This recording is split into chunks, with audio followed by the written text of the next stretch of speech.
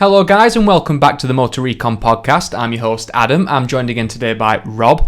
What we're going to do just to kick off this episode of the show is just a couple of things in the news this week that caught my eye. Some quite interesting things that I find anyway, that have sort of grabbed my attention, and I think I want to talk about them because, as you know, at the moment, the first one we'll kick off is obviously the electric car revolution seems to be happening. Yeah. People are getting more and more interested in it. Obviously, all the protests and things are going on with the environmental groups and all that kind of whatnot. So there's a lot of pressure on, I suppose, car companies and the government to, switch to electric.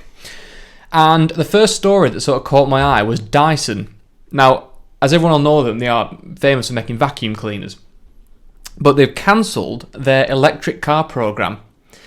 They were planning on doing one. It was going to be, I don't know how big, probably a small little car and things like that, but they've decided to can it because it's not viable for their business.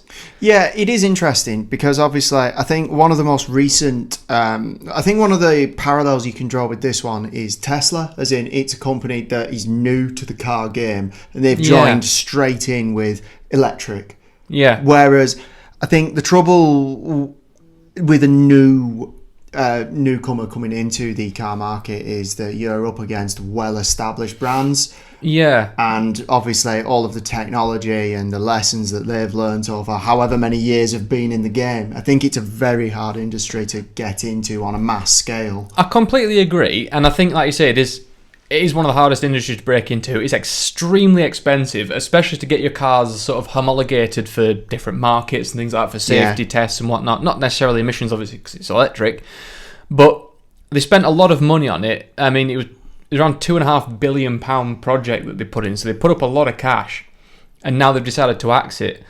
I kind of think for their own business, it's the right thing to do.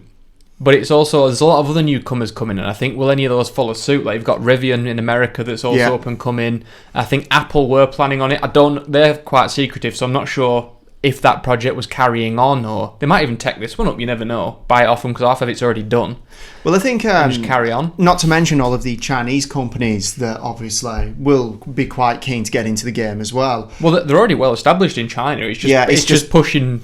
Exporting those out into the rest of the world, isn't it? Yeah, which is an interesting thing in itself, and I honestly do think they will succeed because they can make it a lot cheaper than other countries for various reasons I'm not going to go into. But if they can make an electric car over here, whether it's good or not, if it's cheap, like everything else they make, it will sell. So I think that's where the future's going to go, and I think Dyson have done the right thing here because they can't compete in that market. They just simply don't have the money or the infrastructure to compete. And just maybe not necessarily the expertise in that particular field as well. It's one of those things, isn't it? Where he's a clever guy, is Dyson. Obviously, pretty much dominates the vacuum market, but it's a very different market to cars. So from my point of view, it just caught my eye in the news, and I think he has done the right thing. Well, personally, this point, if they've identified now that for them it's not going to work out, there's no point putting good money over bad. It's one of those things, isn't it? So it's fair enough if they already have decided actually this isn't going to be for us. It's better than ploughing on and just making a big mess, losing too much money as well. It might affect the other areas of the business then if they start hemorrhaging money. Yeah. But that does lead me nicely on to the second article that caught my eye, which comes off the back of this, and I've always been an advocate for this. So car makers, particularly across the EU, are sort of putting pressure on their governments respectively to invest more in hydrogen fuel stations, so we can go fill up hydrogen fuel cars. Now, at the moment, obviously not many people or not many manufacturers do, I guess, make these type of cars. I know that Ford dabbled in it a little while back. Yeah, so did Honda as well. They had a big project in Los Angeles where they obviously, I can't remember what the car was called, but they did a Honda, looked like a Prius type car, really. I think that I think this was more of a prevalent and a bit more of a buzzword when battery technology wasn't quite where it was. So the realism of actually getting a decent charge for a realistic car out of a battery and recharge times weren't where they are today. No, that was probably when it was more of a buzzword because, as you know, as the article says, it goes on to demonstrate that hydrogen acts a little bit closer to your conventional filling stations. You go, it does, you put it in, you move on. Yeah. You know? Now we're both aware, obviously, hydrogen is a bit more, in that sense, difficult to sort of store. You can't put it in a tank. Yeah. It is hard in that sense. It but can escape. Yeah, it is possible. Companies have shown it is actually possible to do it. But I think secretly that this will come to sort of take over electric. Well, there is one thing for me that obviously, besides the storage and the safety concerns that surround it, there are always ways around those two things. Yeah. One of the things is difficult is, take this for example. Say to get hydrogen, you most likely need water in the first place. Yeah. Because you need to break water down to get hydrogen using electrolysis, which requires electricity to do. Yeah. To make your hydrogen.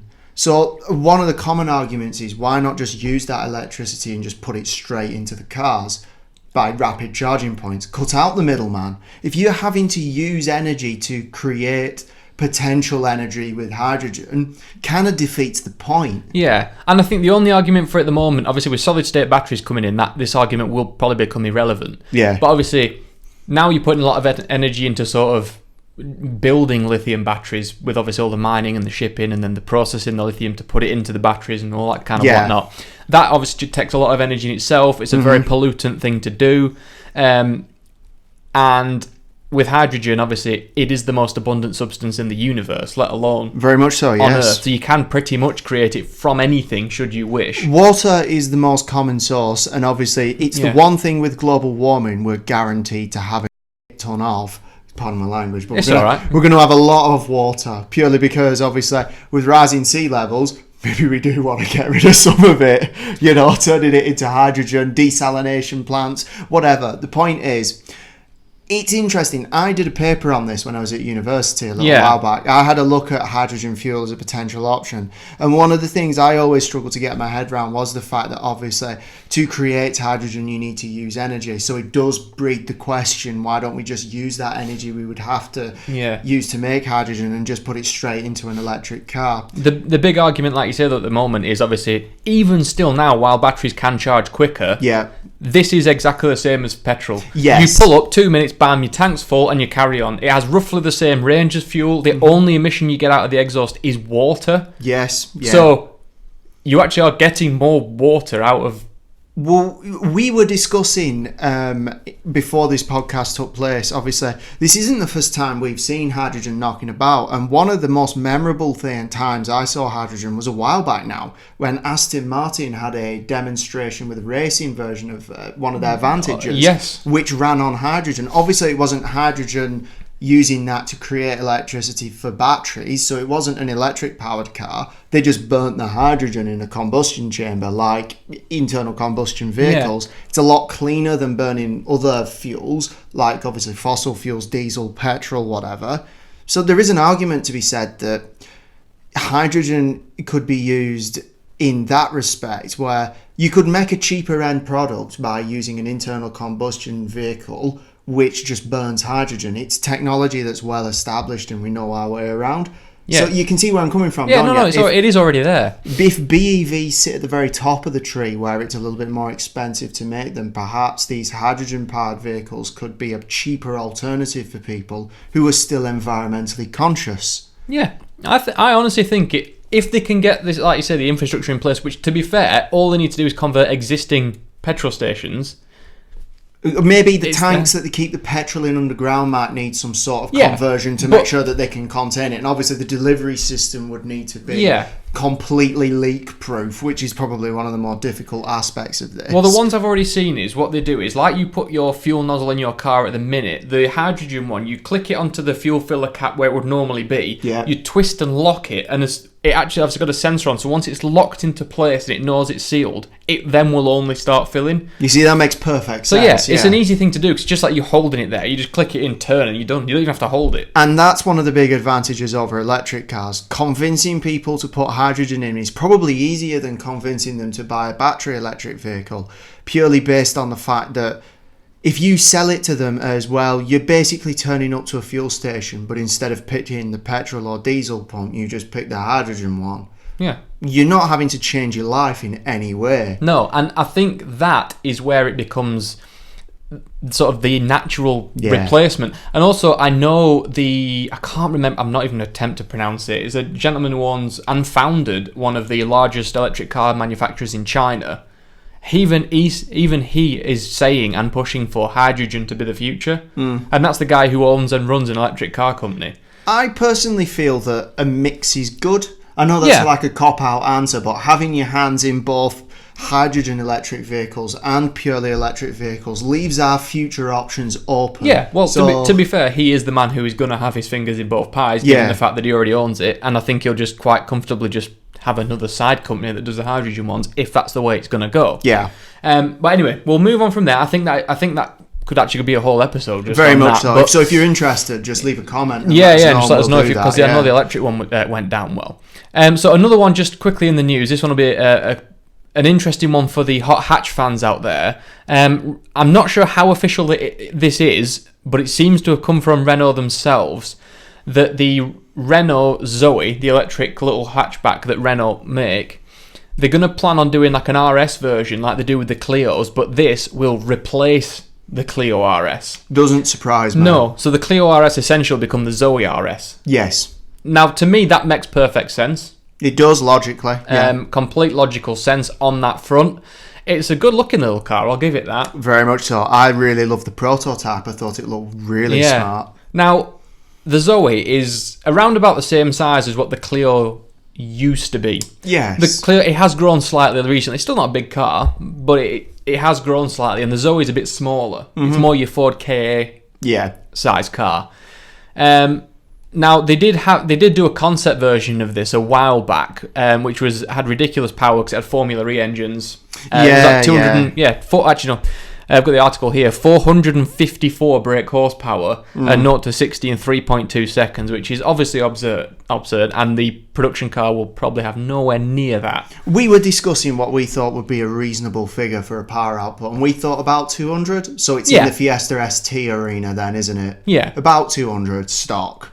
Yeah, I think that. 200 horsepower, it's a relatively small car, and obviously electric has instant torque and things. The acceleration will still probably be quite silly. Yeah, well, yeah, exactly, yeah. Yeah, I'm all for that. Me too. Honestly, I hope that is actually real. I'm sure it is. It's on a me too. It's on a reputable source. I have been crying out for an electric car hot hatch, and if that's the first to the punch, great, because I'm curious to see what it's like. Well, I am going to try my absolute hardest. As I told Rob the other day, where I work, they've just got a load of new fleet cars. Yeah. And part of those new fleet cars is a Renault Zoe. Okay. And I'm going to try and get my hands on it to see if I can just try it out. Just to see, because it's costing them nothing. Because on all the other fleet cars, like I've got one at the moment, they have to pay for fuel. Yeah. If I'm plugging this in at home, it's costing them nothing. Well, it's also, I'm curious to see how they perform in the everyday world. It's not something I've ever had the opportunity to try out yet. So no, it's one of those things, well, isn't it? I'm going to do my best for you. I will absolutely try and get my hands on that just to see what it's like.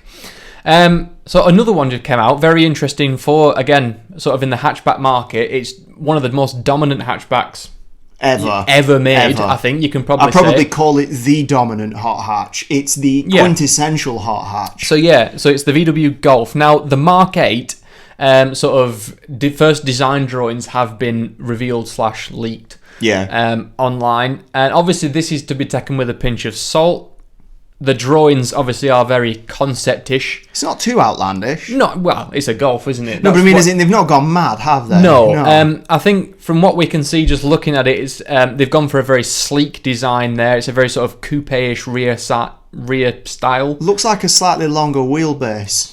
Yes. Well, actually, tell you what, the drawings actually remind me of what the Scirocco was. Those are based on the Golf. Yeah, no, but the way that it sweeps back and it's very low profile, and I agree. The front end as well is very pinched and very, very small. And I think the rendering / drawing they've done here is of the GTI-ish, judging by the wheels. Yeah. They're very big wheels, very sporty looking alloys. And honestly, if this is roughly what it's going to look like, I'm all for that. Yeah, can't complain at that. Quintessential Golf. I think you can definitely say. Yeah, absolutely, yeah. And I imagine that will be due at some point next year. I think because the Mark 7.5's now been out for 2.5, 3 years, and roughly every 3 years. I tell you what, though, when that rolls out, it's a great opportunity to get yourself a 7.5 Golf R. I've been in it. The interior still really holds up. They do, and to be honest, they are quick cars, 300 horsepower and whatnot. What more car do you want? Yeah, I mean, I think as well, and the R's particularly, like now they do depreciate pretty strongly. So if you can get a 7.5 from the dealer as the new one's coming out, I reckon they will probably knock, I don't know, 10k off the price. Who knows? If not more. No, just to get rid of stock. I've always liked the R because as much as I like the Honda Civic Type R, I feel like the R is a little bit more understated, which for you I prefer it actually. It's a little bit more pinned back. It's almost like a sleeper, the R, in a lot of ways. If it was my money and I was going to buy one, I would pick the Type R. Not because of its looks. Yeah. I actually do prefer the looks of the Golf. But I do know, dynamically speaking, the Type R is excellent as well. Yeah, but it's down on power, but I mean, power isn't everything in a hot hatch. No, as we've discussed before, at some point this madness will end, where the power war just gets into a stupid... Most reviewers have even done it like the Type R... and things like that. They always say it's one of the best handling hot hatches to drive. Yeah. Compared to obviously the likes of the A45s with the silly horsepower and the RS3s. And I think it was last year now, a hot hatch test, like the RS3s and things, they came outright last. Not in speed and things like that, but just the way they handle. Yeah, the way they feel. And the fun. Exactly, the fun factor of it. Yeah. Yeah. So that's fair enough, and I hope it's going to be a good looking car. I'm sure it will, and it'll sell by the million. And I also think as well they'll push a lot more hybrid and electric models with this one. Oh, definitely, yeah. Oh, yeah. I think the days of you walking into a dealer and getting a purely electric variant a purely petrol variant, which isn't a 1 litre 3-cylinder job, surely they're numbered. Oh yeah, they must way be numbered. This will probably be the last generation of even offering a diesel option. Yeah, potentially, because obviously with the expiry date on diesel for most European countries coming up, where by 2040 new diesels just won't be allowed anymore. And VW and Ford both invested in the same electric company and partnered together, so I think that'll be a big push for their upcoming cars as well, for both manufacturers. Well, that's the thing, you want to see some output for your investment, and I'm very curious to see where this hybrid era goes. Yeah. I'm curious to see where this transition goes. Will it be a case of bigger batteries and bigger electric motors sort of phasing out with smaller and smaller internal combustion engine units? You mean like going like the i3 that offers? It's like basically a lawnmower engine. It's a little 2-cylinder or 1-cylinder engine that just charges the batteries. Genius. I think it's genius because it gets people into electric cars and removes range anxiety entirely. Yeah. It's genius. The option's there if you need it, but you don't have to use it. I think it's brilliant. I really like the Golf GTE because obviously it has enough electric power to get you. Is it like 30 miles nearly on fully electric power? Yeah. Now, one of our friends, he says he works with someone who has a GTE. Yeah. And they live close enough to work that they actually don't use the engine at all. So they can plug it in the car park where they work, and they can plug it in at home. Because they live within 30 miles there and back of work, they never actually use, unless they're going on a long drive, the petrol engine. Well, honestly, a GTE with my commuting to work would be ideal, and I'd probably save a fortune on fuel, because what I would do is, on the motorway towards work, I'd obviously be using the petrol engine, charging the batteries, in an efficient way when I'm up at cruise speed, but when I hit the city traffic, switch over to full electric in the stop-start, I'd save a fortune. Yeah. But, as we're about to go on to, midlife crisis may come knocking sooner than that. For you, yes. Yeah. You've already hit it, even though you're only 20. Yeah, So yeah, Rob's in his 20s, and he's already having his midlife crisis, which doesn't bode well for how long you might live, but we'll... so what we'll do is just going to look at some cars that Rob has himself been... not eyeing up to purchase as such yet. No. But very much tempting you in. Look, they've pulled my eye in because these are cars that if I was to get rid of my ST line and sell it, in a part exchange maybe or whatever, these cars would become extremely cheap. to just buy. Yeah, and I mean, even outright now, they are good value for money for what they are. So we're going to we're going to blast through a couple of them. Well, there's a couple of things I'm just going to just mention, just for the sort of for what I've noticed with you with them, what we consider a midlife crisis car. Usually, not always, a convertible. Yeah. Not always, but usually a convertible. Manual gearbox. Yes. Usually, again. Usually not always, but usually. Rear-wheel drive. Yes. And probably two-seaters. The ones that I've seen that you might want to pick with rear seats, they're not rear seats. They're just like a bench. You can't fit people in them. No, they're just rear seats for... what is it? Do they do it for tax purposes or something? I don't know. I actually don't. I think don't it's know. something silly like that. It must be something silly like that, yeah. So, first one, I'll let you kick off with. Now, this is actually one I picked. Yeah. But I think you'd suit it very much. I would say it's my favourite generation of this type of car as well. So obviously, people probably won't like that. It's not mine. Yeah. It's the BMW Z4M. So this is the 3.2 litre 6-cylinder job, and it's obviously from the mid 2000s. So this particular one is 2013. 2006. Yeah, sorry, 2006. 2006. This particular model, and it's on sale for £14,150. Now, this is actually a private seller, so there's definitely haggle room there as well. Yeah, I reckon you could get that for 13.5 if you're paying cash. Yeah, if you're just coming up and saying I'll buy it today. Yeah, it's one of those things, isn't it? So I reckon you could do that. Decent actually, but it's only done 65,000 miles, which since 2006 is nothing. No, it's not bad at all, is it? From the pictures we can see, it does look absolutely immaculate. There's no big obvious scuffs. There's no alloy scuffs. There's nothing along those lines. Quad exhausts. Yes, quad exhausts. Well, these are the engines from the M3. Okay, cool. In it as well. Also, manual gearbox and rear wheel drive. These were renowned for being good at drifting. And also, you can whap the roof down. It's a soft top. It's not the M Coupe. They were slightly more expensive. Yeah, and they looked fantastic. They did look fantastic. And as I said before, for me, this is my favourite generation of Z4. Obviously, I like the one after it, but I think things got a little softer in that generation. Yeah, I think for me personally, the generation after this, so the one just before the new one, was by far the best looking in my opinion. Yeah. But for engines and things, this generation. Definitely. So yeah, exactly. And I thought that was a cool find. So yeah. I'd actually probably consider that as myself. I'm not even a big BMW fan. The next one, this is probably the one you talk about the most in our group. He's always sending us links to these cars for sale.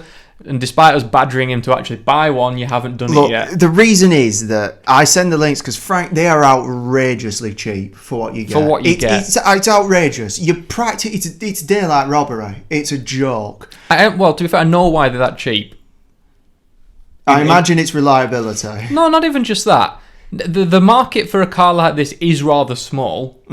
So when you pick one up anyways, obviously they have to bring the prices down to get it into a more of a mass selling point for second-hand cars. They were very expensive new. Anything usually very, very expensive new, with the exception of the limited run cars, usually plummets like a rock if you look at all like the big BMWs, the big Audis. And also, a little bit, like you say, the reliability and sort of the running costs and running costs. The running cost. This is the reason why, unfortunately, I think for me, it's a no-go. The running costs would cripple me. Now, we've watched it for that. It's the Jaguar XK. Yes. The car we're talking about. This particular one we found is up for $12,495. Yeah. Very reasonable. It's only done 56,000 miles and has a full service history since 2006. And I might add, it looks in sensational condition. Yes, and it's British Racing Green. Yes. Kind of. It's bottle green. Yeah, it's bottle green. But I think I would consider that British Racing Green. It is absolutely immaculate. Yes. From what we can see. The interior looks like it's never been... It looks like it's never been like it's never been used. Yeah. There's no scuff in the alloys. Obviously, the colour alone is what drew us to this one. It is the hardtop, however. We did mention last week that we'd probably go for the convertible. But for that price, with that low mileage... I think that's a no-brainer. Oh yeah, me too. Yeah, and I think it is perfect midlife crisis material. Oh, of course. That's what they primarily sold them on. It was middle-aged men going to the golf club in your But also, Jag. as I've always stated, for this particular generation of XK, exactly this one, the early models, I have a huge soft spot for them. Yeah, they're very, very good looking cars. It was the same man who did the Aston Martin DB9. It really shows. Fantastic looking bit of kit, built on like a 20p budget, and yet it turned out to be brilliant. Yeah, I always remember the thing on, was it Clarkson who said it on Top Gear? It's like Jaguar's found £1 and they've made this new car, which is exactly what they've done. And I credit them for that, and I think it is genuinely one of the best looking cars in history. And I think, considering it's now 2019 and it still looks, you could roll that car out today and it would still look new. And as you said, obviously the interior updated a bit, but I genuinely would say that the early models for me, I'd say it's one of the prettiest cars ever. 100%. I cannot disagree with you in any sense of the matter there. The next one, I think, is the absolute obvious midlife crisis choice, which most people seem to go for. Now, I will just quickly say as well, this is actually midlife crisis on a slight budget. Obviously, some people at the midpoint can afford brand new versions of these cars. We've pinned it under 15 grand. Yeah. Realistically. So it is the Porsche Boxster. I'm sure you've all already guessed that with the obvious choice. The soft top convertible one in this instance. It's actually very local to us. We could genuinely go and buy this. Yeah. It's bang on 10 grand, which I think looks great. It's nice round figure. Is it a Mark II? I think it's a Mark II or Mark. I'm not 100% sure. It's the 987 version. I'm not sure, but it's the Boxster S, the 3.2 litre, the all-important, the best one, I think, in many journalists' eyes. Yeah. Manual gearbox, as you say, rear-wheel drive, widely regarded as one of the best sports cars ever made. Yeah. Even to this day. Absolutely. And again, it looks in absolutely spectacular condition. All things considered, yeah, absolutely. And he says in the description, he's got 7 years of invoices with it as well. Yeah, so. Anything that's been done on it, he's got all the invoices for, and the full service history from the car. But it's done 82,000 miles, but it is, again, 2006. And I will say, aren't these notoriously good on reliability? Bulletproof. Yeah. No, they're known for being bulletproof. Yeah. So I think at 10 grand for a Porsche, and bear in mind, 82,000 miles in, 13 years is actually nothing. No, it's not that bad at all, realistically. We're already well past halfway to that, and in 4 years? So mine knocked over to 43,000 about a week ago, and what is it? It's a 66 plate. Yeah, exactly. So 82,000 miles in that is absolutely nothing, and even the interior, everything looks new. It does. And obviously, as we know with Porsche design, it hasn't changed really, so you could get away with, this is my new Porsche. Yeah. I love that. At 10 grand, that is so... It's good It's price. actually so tempting. It's only based 9 miles away from us as well. No. That could get expensive. The next one I'll let you introduce. I know it's one of your favourite cars. So, Mazda MX-5. Okay. And what we've been able to find on a really decent budget is the 2-litre Sport Roadster. And this is a special edition one as well. A lovely paint job for it. And I love that it's got the very dark grey alloys as well, so it's like a stealth, and the black roof. It's a black hard-top convertible roof. Yeah. It is the last generation, it's not the newest one. Yes, it's currently up for sale for £10,250, and as you said, the hard top, soft top roof the hard top convertible roof for us, obviously where we live in the world, that is ideal, really. Yeah, if you're going to use it as a daily car. Exactly, which for this kind of price, you could be. I mean, it's perfectly conceivable, isn't it? Yeah, and this is very much in the same boat as the Boxster. Perfect 50-50 weight distribution in most cases, manual gearbox, rear-wheel drive. This is obviously a lot down on power. It's still the 2-litre one, though. It's not bad, is it? It's not slow. This is, which I think is perfectly adequate. But it's only done 27,900 miles. Yeah, it's great, isn't it? It is a 2013. Yeah. So it's significantly newer than the last couple of cars that we've looked at. Yeah. Mazdas are renowned for being quite well in the reliability sort of area. Full service history again.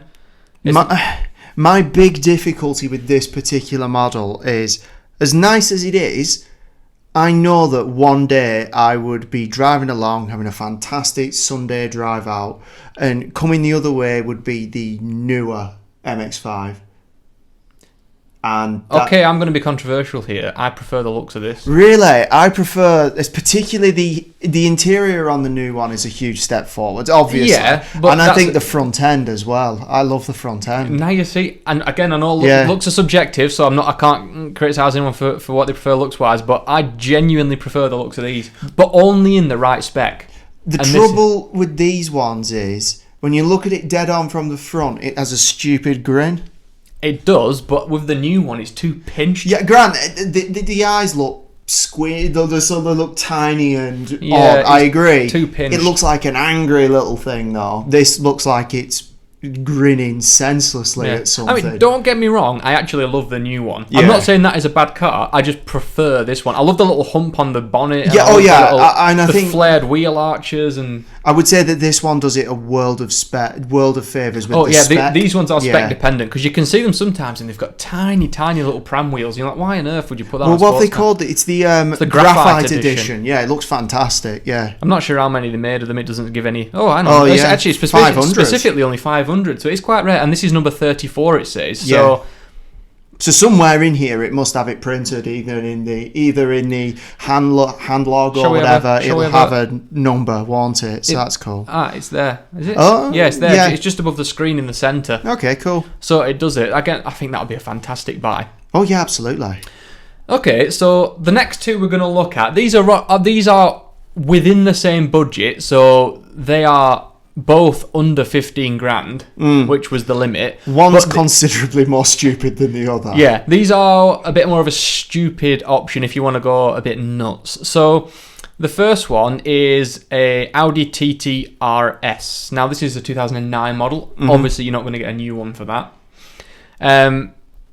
It's actually a manual one, which I don't know if they do in the new one at all, to be honest. But it's a shame if they do. A 2.5 litre 5-cylinder engine, which 5 cylinders normally do sound very good. And I think it was just under 400 horsepower. I don't have the numbers to the top of my head. But it's the convertible as well. One of my favourite alloys that Audi have ever done. Yeah, I think it's a fantastic spec, actually. Yeah. It's basically for those listening. Obviously, it's all black. It's got silver mirrors, like the brushed steel mirrors, and A pillars, and obviously and roll kit bars as well. But it has the blade alloys that Audi did, and I think they brought it in with this generation. It's not my favourite looking Audi TT. This generation, I think, was very bulbous and a bit curvy. I would agree with that. I think it's spec'd very well, though, so I think it's done a lot of favours by the spec it's got. Yeah, it could do with a spoiler. I know you don't like spoilers, but I think on that particular one, it could do with one. I think it does pop up. With the alloys that it's got, and obviously with the convertible spec, if I'm squinting very, very hard and standing from the rear of it, and obviously a bit blurry-eyed, you can see its design has taken inspiration from the R8. I mean, squinting very hard. I did say squinting very hard. Yeah, I mean, to the point where I've got my eyes shut. Yes. Yeah, no, I get what you mean. And I've seen people, in fact, we saw one the other day where people put stickers on the side of these to make them look like an R8. That's not ideal, is it? It does look stupid. And then for anyone who does own one of them, for God's sake, don't do that. No. But I think for £14,995, 15 grand. To get a manual TTRS 5-pot engine, quattro obviously as well. So what was the mileage on this one? 82. Right, so it is higher mileage. Not for 2009 though. Yeah, I suppose you've got to take it with the age. Again, they are. I know they came near the bottom of the reliability studies did Audi, but generally I don't think they are too bad. Would I buy it though? Probably not. No, I would probably, if I was in this arena, I would probably go for the MX-5, to be perfectly honest. Oh, hands down. For me, I don't know, but it's probably more economical, because I'm obviously thinking of this in the context of if I'm using it on a day-to-day basis as well. Actually, though, the direct comparison to this was the Z4M. Okay. Which would you have out of them two? Oh, Z4M. Yeah, hands down. In this particular generation, the newer TTs are much better looking. Yeah, much better looking. They've done a great job on that. That was the worst one in my opinion. But for the money, you're getting a lot of car there. Yeah, but you're right. If you were looking at a direct comparison, I'd certainly be going for the Z4M, to be honest. Also, because this is probably the most stupid I don't know, maybe the option. XK. No, actually, because the XK is newer. The XK had less miles on the clock than this one. I would actually say this is more daft than the XK. Yeah, not for reliability, perhaps. Probably not, no. But so this is a Porsche 996 variant of the 911. This is a coupe one, so not the convertible, which we thought, just for the prices we were looking at and the looks of this particular generation, yes, the convertible is not the best looker. And I think we both agree that as far as the 911 is concerned, we certainly both prefer the coupe. Oh, yeah. So we just went with our personal preference Unless on this it's one. the Targa one, which has the coupe shape with the hard top roof. But this was not available in this particular one. But 84,800 miles, 2003 model. It's not my favourite generation by any means, but this is up for sale now for 14,750. Yeah. And it's actually the 3.6 litre engine as well, which is great. And manual gearbox. Yes, very much so. That's great. Is important. Now, for me, out of the options we've picked, obviously I would not have this, but I can see why somebody would. Absolutely, yes. I can. Obviously, I wouldn't actually choose this one. If we're talking in this arena of car, then I would be going for the XK over this. Well, I'd have the Boxster over that as well. If we were going to buy a Porsche. Yeah, but that's the thing. And obviously, if I was going for a Porsche, I would be with you. I'd go for the Boxster because obviously for this kind of budget, I'm getting a lot more for my money. I'm getting something that's a lot newer, likely has a lot less miles. Well, it probably it's actually very similar. I was just saying that. There was actually similar miles, obviously, but it is a lot newer. Yeah. And obviously, you get some of the more later mod cons that come with it. Because one of the big letdowns on this particular examples is the interior. Yeah, it is very dated, obviously being a 2003 car. And unlike the XK, it's not dated in a particularly good way. This was the generation, so this was the one before they did the round headlights. It had that little bit... They were very curved, but it had the little extra bit coming off the side of it. Yeah. I don't personally like that design. No, neither do I. But again, I don't know how much these cars were new back in... I reckon they were pushing on the 70 to 75 grand. I know they've gone up a lot now. But 75, maybe even 80 grand for a well-spec'd one. For your basic 911. But... it does look in good nick. There's no scuffs, there's no rust, there's no interior again. Well, if you look at the engine compartment on this example, much like the XK, it looks in fantastic condition again. Yeah, it in terms of that, you can see it's been very well looked after in its 16 years of life. Yes, it has. And even now, if you look at the newer 911s, you can definitely see, even in the interior-wise, you can see the evolution of that same... You can see the lineage, can't you? Yeah, the same sort of design aspects of it.